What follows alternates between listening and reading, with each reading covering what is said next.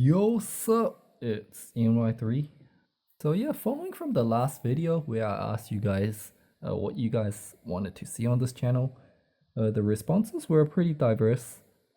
So I'm just going to be trying out a bit of everything and see what gets received the best. So today, in celebration of, Beatrice coming out in Infinite Gold in 2 weeks time, I'm going to be going over some Legacy Hieratic OTK combos. Now why I say it's Legacy is because Beatrice, the best rank 6 Exceed ever, possibly the best Exceed monster ever to be printed, is going to obviously revolutionize the playstyle, the combos of all rank 6 base decks. So to kick things off, we'll start it off really simple. Tefnut Susu, purely rank 6 based, ends on exactly 8,000 or 8,100 if you want it to be.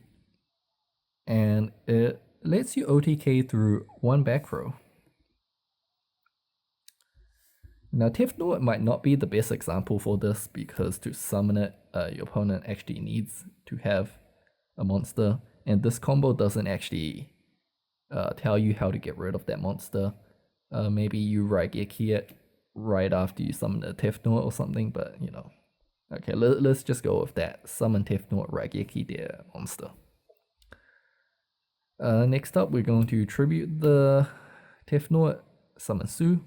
Tefnut triggers in the graveyard, summons a Labradorite from your deck, or a hand if we're super unlucky.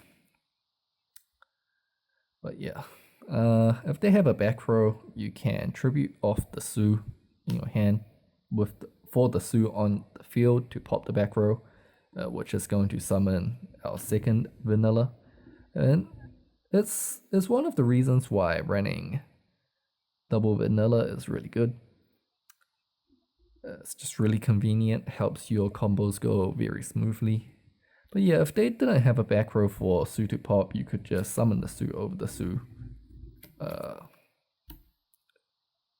This Su is going to trigger it anyways, summoning the vanilla, second vanilla.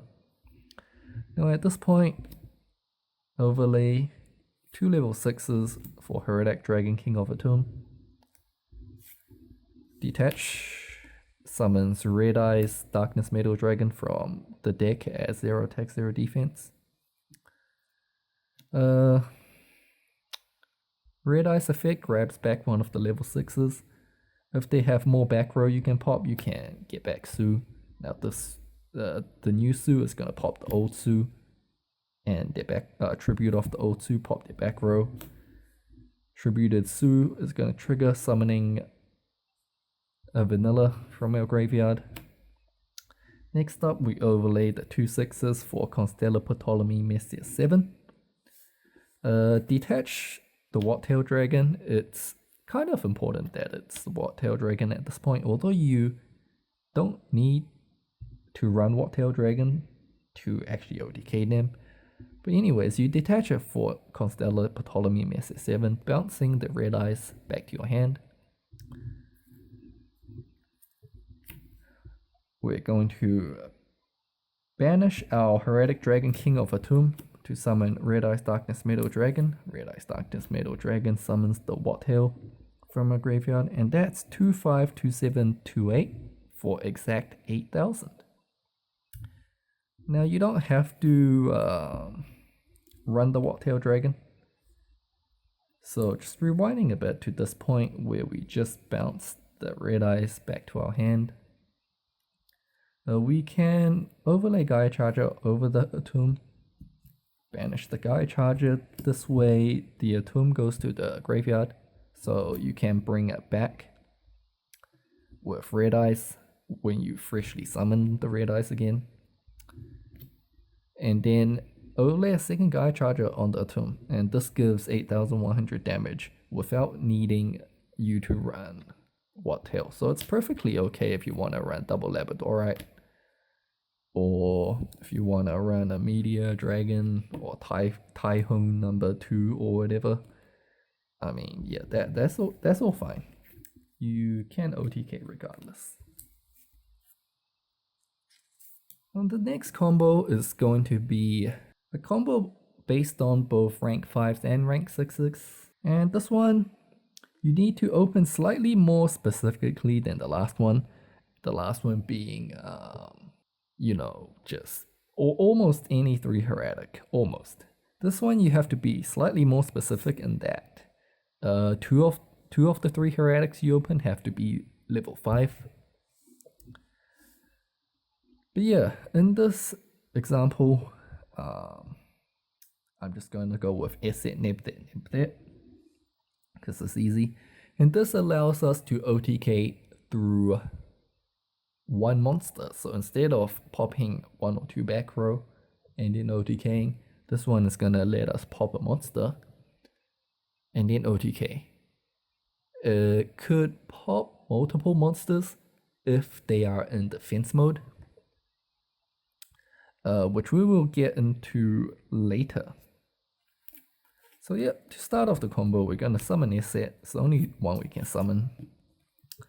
Tribute it off, special summon the Neptet, and the first vanilla comes out because we tributed the Asset.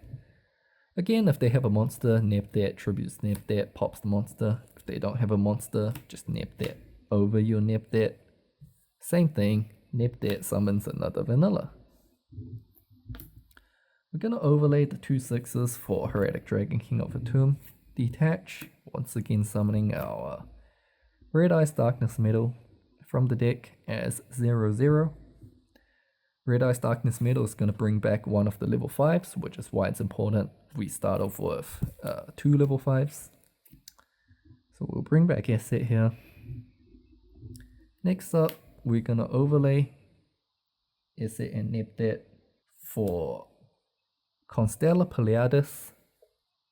Pleiades detach, bouncing 0/0 Red Eyes to our hand, which is going to reset its effect and its attack. It's a really useful interaction. So next up, let's just go ahead and Gaia over the Tomb. Banish the Gaia. Summons the Red Eyes. Red Eyes summons the Tomb. Gaia over the Tomb. And if they have no monsters, you can simply Constellar Ptolemy Messi 7 over the Constellar Pleiades. And this is going to give us 8/1. You know, 2/6, 2/7, 2/8. If they did have some monsters in defense position, so maybe, for example, they had Traptrix Rafflesia, or they had a you know, Majesty's Fiend or Vanity's Fiend that you had to out before performing this combo with a card such as Swords of Concealing Light or Book of Eclipse. You know, this came up quite often in Necros format, where, you know, they had Unicorn, Colossalus, Jinlock, and all that. So you had to, you know, Book of Eclipse these things face down, so you could actually combo. So at this point, instead of going into M7, because they have, you know, 4 monsters face down in defense mode, you're gonna detach one of Pleiades and summon number 21 Frozen Lady Justice over it. It summons over a rank 5 with a material that you can detach. Frozen Lady can then detach the Pleiades, and what she does is she destroys all defense position monsters your opponent controls. And after that, you're going to Gaia Charger over the number 21. Well, the third Gaia Charger is actually necessary at this point, since this Gaia Charger here cannot be replaced by Wartail Dragon, because you'll be 7,900, 100 off 8,000. And this is 2/6, 2/6, 2/8. Exact 8,000 again. So yeah, that is it for rank 6 Hieratic combos. Now, these combos are mainly, well, they're both 3-card combos. Of course, you could have a 4th card, and the 4th card is going to allow a lot of things, a lot of different variations according to the scenario that you're presented. So a 4-card combo can loop on nip that several times. Pop, pop, with different nip that's 3 monsters and then go for game. It could loop Sue 3 or 4 times, so pop all of their, like, pop 4 back row, or pop a couple of back row and their pendulum skills, and still go for game, which we can't do with only 3. Using 4 cards also let you summon rank 6s such as Utopia Beyond. So maybe you're playing against Magic Spectres, you twin twisted their back row, and they still have these annoying Magic Spectres on the field, which cannot be targeted or destroyed. So you have to summon Utopia Beyond, and with 4 Hieratics, it's totally possible to drop 8,000 plus Utopia Beyond and just kill them. Now, you could go lower than 3, which doesn't really exist nowadays. The 2-card Hieratic combos all had something to do with the Dragon Rulers. So one of them being the Breed Dragon, which has obvious synergy with Tempest.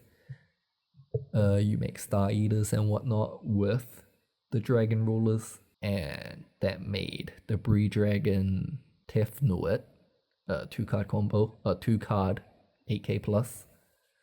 You also had that golden week of Dark Matter, just 1 week, where Dark Matter and Dragon Rulers existed in the same format or at the same time, and those were also 2-card 10,000 plus damage combos. You just needed to drop a single Dark Matter and that was game.